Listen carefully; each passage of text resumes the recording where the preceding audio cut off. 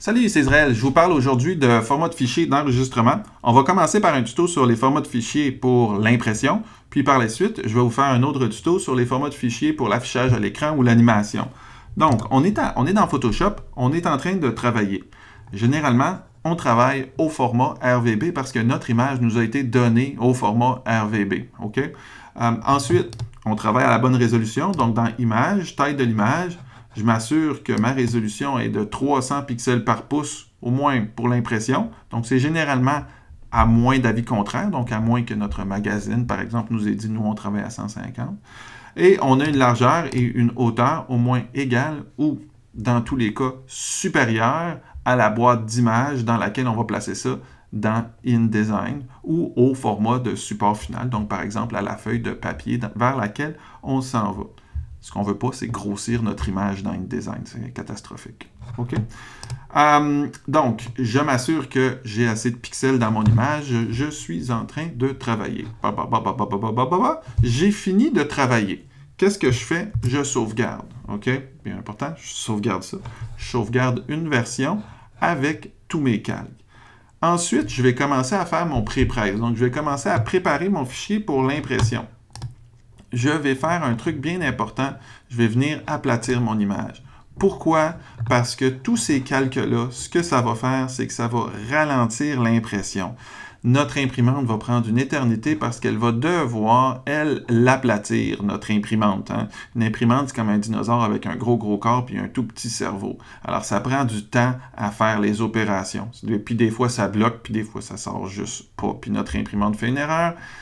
Trop souvent, ce qui arrive à l'imprimante du bureau, à l'imprimante de l'école, l'imprimante à la maison, c'est qu'on n'a juste pas aplati nos calques. Alors, OK, on s'en vient ici et on fait aplatir l'image. Cette petite fonction-là, ça va aplatir notre image, ça va éviter tout plein d'erreurs qu'on ne veut pas avoir. Par la suite, ben, j'envoie pas ça imprimé en RVB, OK? Je vais convertir mon image en mode CMJN parce que dans la plupart des usages courants, notre imprimante a une encre cyan, une encre magenta, une encre jaune et une encre noire. Si je suis avec un logiciel anglais, ça va être CMYK. Le petit profil ici, j'ai un autre tuto plus complexe si vous voulez vraiment savoir qu'est-ce que c'est. Dans la majorité des cas, là, si on est en US Web Coated, là, SWOP, là, Standard Web Operated Press, ça va très bien. Fait qu'on clique sur OK. Notre image est convertie en CMJN. On a assez de pixels. OK, maintenant, qu'est-ce qu'on fait? Bon, Photoshop peut faire l'affaire. OK? Dans la majorité des cas, si on a bien fait tout ça, OK, Photoshop va faire l'affaire. Alors là, ce qu'on va faire, c'est qu'on va faire enregistrer sous.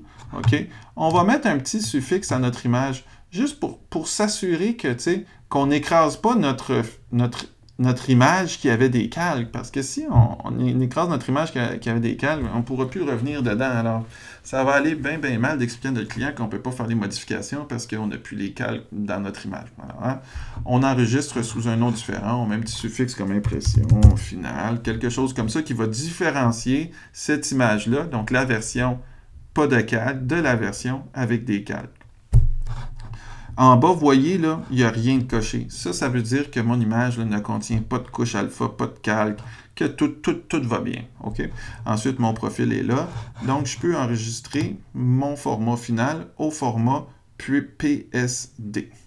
Maintenant, bon, il y a d'autres formats qui sont demandés aussi. OK?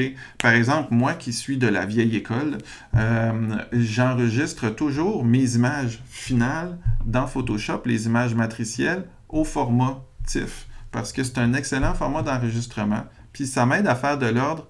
Dès que je vois un PSD, je sais que c'est un format de travail. Dès que je vois un TIFF, je sais que c'est un format d'impression. Il y a certains imprimeurs aussi qui vont spécifier que les images matricielles doivent être mises au format TIFF. Pourquoi? Parce que dans le PSD, dans la majorité des cas, il peut y avoir des erreurs, il pourrait y avoir des calques. C'est pas tout le monde qui l'a bien préparé son image. Alors là, je fais tout ce que j'ai fait tantôt. Si je choisis ou si on me demandait d'enregistrer en TIFF, aplatir l'image, la mettre en CMJN, m'assurer que j'ai la bonne résolution, ça va être tout le temps. Et là, ensuite, je fais enregistrer sous, OK? Et je vais choisir TIFF, Tagged Image File Format. Tag Image File Format, qui est un excellent format d'image numérique pour les images matricielles. Alors, qu'est-ce que je vais faire? Ben là, soit je mets mon suffixe, soit je ne le mets pas parce que c'est un TIFF, donc je vais savoir que c'est une image finale. Okay. Et j'enregistre mon image. Je peux laisser ces options-là par défaut ça ne causera pas de problème dans la plupart des cas. Donc, je ne veux pas compresser mon image parce que je ne veux pas qu'il y ait de perte de qualité. Je ne veux pas enregistrer mes zones transparentes. Évidemment, j'ai aplati mon image, donc il n'y a pas de zone transparente. Et que ce soit IBM ou PC. Aujourd'hui, ça ne fait plus de différence. Donc, je vais peser sur OK. Et alors, mon image est enregistrée au format TIFF. Elle est prête à être placée dans InDesign. Il y a un autre format que quelquefois on va demander en pré-presse, c'est le format EPS. Pourquoi? Certains imprimeurs vont le demander parce que quelquefois dans notre fichier, il pourrait y avoir des couches de trop. Il pourrait y avoir des éléments cachés que TIFF, par exemple, TIFF supporte la transparence, pas EPS. C'est une grande partie des problèmes. Donc, la transparence en impression, parce que les gens ne préparent pas comme il faut leur fichier. Donc, on va faire fichier, enregistrer sous. Je vous montre comment le faire, bien que dans la plupart des cas, là, TIFF, si c'est juste pour vous, même Photoshop va faire l'affaire. Donc, j'enregistre ça en Photoshop EPS. OK? J'enregistre ça. Et là, j'ai des options. OK? Tu peux laisser ça par défaut s'il n'y a rien qui t'est demandé. Toutefois, si tu vas fouiller dans les spécifications techniques, il se peut qu'on te dise qu'on veut avoir des EPS encodés en format binaire. On veut avoir des EPS encodés au format ASCII. Donc là, tu vas choisir l'option qui t'est spécifiée au niveau des spécifications techniques qui ont été demandées par l'imprimeur. Je vais vous montrer un petit peu c'est quoi la différence entre les trois formats à l'intérieur de InDesign ici. OK, donc je vais venir replacer mon EPS qui avait débarqué ici. C'est que la différence principalement, c'est que le EPS, lui, utilise ce qu'on appelle des proxys, donc des images de substitution.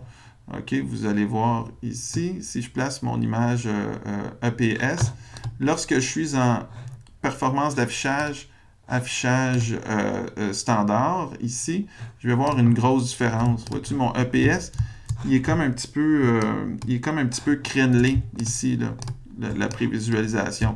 Ça, au fond, c'est parce que EPS utilise cette image, ce proxy-là. Ça ne veut pas dire que ça va être comme ça au final. Dès qu'on fait performance d'affichage, qualité supérieure, on voit que notre EPS devient plus beau puis devient standard aux autres, donc il n'y a pas de différence de qualité entre toutes nos images, qu'ils soient EPS, TIFF ou PSD. Fait que ça, c'est notre usage, c'est notre courant, c'est nos circonstances les plus habituelles. Maintenant, il y a un certain nombre d'autres formats de fichiers qui correspondent à d'autres circonstances. Par exemple, si dans mes couches, j'ai utilisé des couches de ton direct, des couleurs spéciales, des couleurs Pantone, et que, par exemple, j'envoie ça imprimé avec un nombre limité de plaques. Par exemple, dans un journal noir et blanc, je peux payer pour un prix X pour une impression en noir et blanc, puis un prix un peu plus élevé pour chaque couleur que je vais rajouter. Alors, dans le cas de ce type de travail-là, bien, ça va teinter aussi mon choix de fichier d'enregistrement. OK? Alors, avant d'enregistrer ça, comme je paye par plaque, ici, je vais m'assurer dans mes couches que j'ai supprimé les couches qui soient inutiles pour m'assurer qu'à la fin, j'ai juste une couche de gris puis que j'ai juste ma couche d'encre spéciale que j'envoie, que tout est là. Et ensuite, je vais enregistrer sous mon fichier. Alors, dans quel fichier est-ce que j'enregistre ça ici? Donc, j'enregistre ça au format PSD. Si j'ai bien fait mon travail, que tout va bien, PSD va très bien faire l'affaire.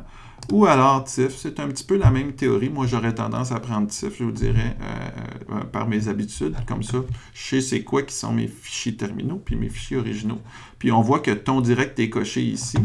Puis mon profil ICC d'engraissement du point est à 20%. Ça aussi, j'ai d'autres tutos plus avancés là-dessus, mais généralement 20%, ça fait le travail pour la majorité des circonstances. Alors, je peux enregistrer mon image au format TIFF ici. Okay? Autre circonstance, OK? J'ai une image au mode bitmap. Alors, qu'est-ce que c'est qu'une image au mode bitmap? C'est une image, par exemple, destinée à la sérigraphie ou à l'embossement. Par exemple, une image qui va servir de matrice pour embosser quelque chose. Ou alors qui va servir de matrice pour faire une embroderie. Donc, à ce moment-là, je ne veux pas de ton continu dans mon image. Je ne peux pas embroder ça sur une casquette. J'ai besoin d'enlever tous les dégradés, pour n'avoir qu'un seul pixel allumé ou éteint. J'ai fait un certain traitement à mon image. Alors, avant de passer au mode bitmap, bien important, ici, là, de passer en niveau de gris. Je n'ai pas le choix de toute manière. OK, ça va supprimer mes calques. Et ensuite, je peux aller au mode bitmap ici. Je fusionne mes calques. Et là, il va me dire quelle est la résolution de ton mode bitmap. Oui. Puis quel est le type de trame que tu veux utiliser. Est-ce que tu veux avoir un seuil ou est-ce que tu veux avoir une diffusion, une trame de demi-teinte?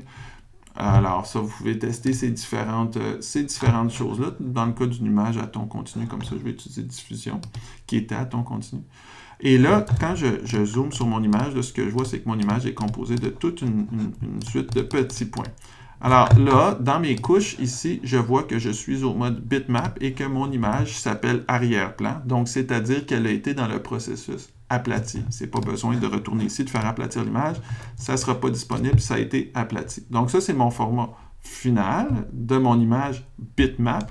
Et alors là, quand j'enregistre mon image au mode bitmap, quel est le format de fichier que je choisis? Bien, tu vois ici, la liste est réduite hein, parce que ma couche est différente. C'est une couche de mode bitmap, donc j'ai moins de choix. Je vais vous recommander d'enregistrer ça tout simplement au format Photoshop ou au format TIFF, ici. Alors, un format que j'aime bien pour les bitmaps, toutes les images matricielles. Alors, on enregistre ça au format TIFF. On laisse les options par défaut et tout ira bien. Ensuite, un autre cas de figure, un peu plus rare celui-ci. Donc, si j'ai travaillé avec des duotones, donc si j'ai travaillé en bichromie, à la fin, il va me rester juste une couche qui est ma couche bichromie. Comment est-ce que j'enregistre ça? Un duotone, donc une bichromie.